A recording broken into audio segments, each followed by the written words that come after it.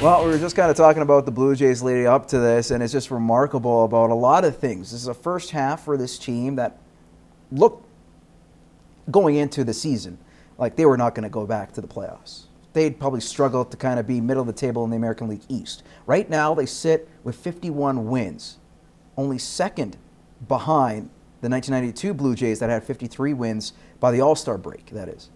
You look at this team in terms of what they've done in the first half, what has surprised you the most, or actually pleased you the most there, Brett? Well, starting pitching, absolutely. I mean, the way Happ and Estrada have pitched, you couldn't have hoped for more. Estrada kind of picked up where he left off last year, but he hadn't done it for a full season, so you can't be sure.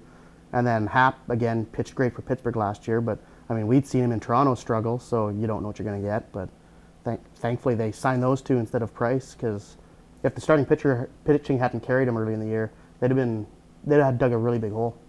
You can easily forget someone who makes a lot of money, a lot of good pitching. It's easy to forget about Price now.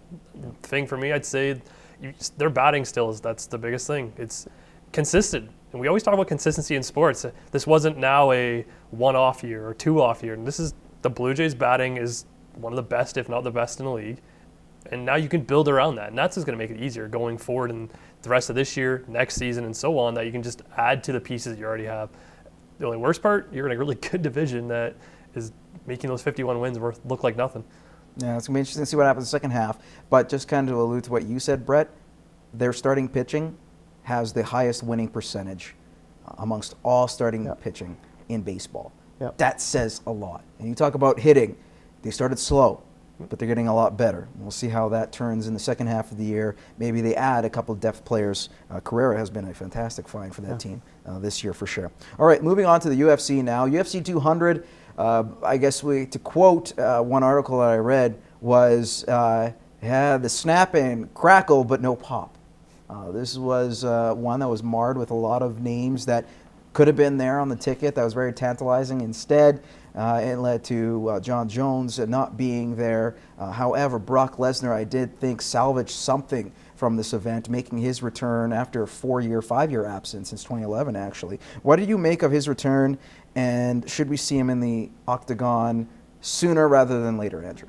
He's still easily the biggest draw UFC has, and he's been gone 5 years, and people are still going to throw a crap load of money to see him. And that's what the UFC is going to do. He got paid, I think, $2.5 million for this fight. You don't think they're going to throw a lot more money at him now to try and get him to come back and do it all over again? And you know that he won. Now he has that feeling back into him. I think it's only a matter of time before we see Brock Lesnar back full-time doing UFC, probably once again champion too. He's just that good of an athlete, and he's amazing to watch. It says a lot about a guy who hasn't been there for quite some time to all of a sudden come back and win. Well, on a top 10 contender he beat, right?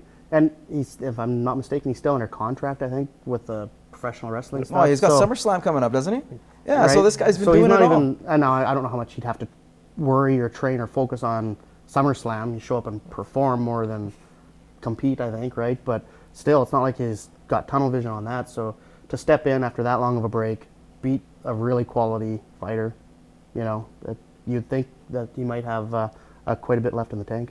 All right, guys, how about this? Final topic. Tim Duncan announced on Monday that he's going to retire after 19 seasons with the San Antonio Spurs.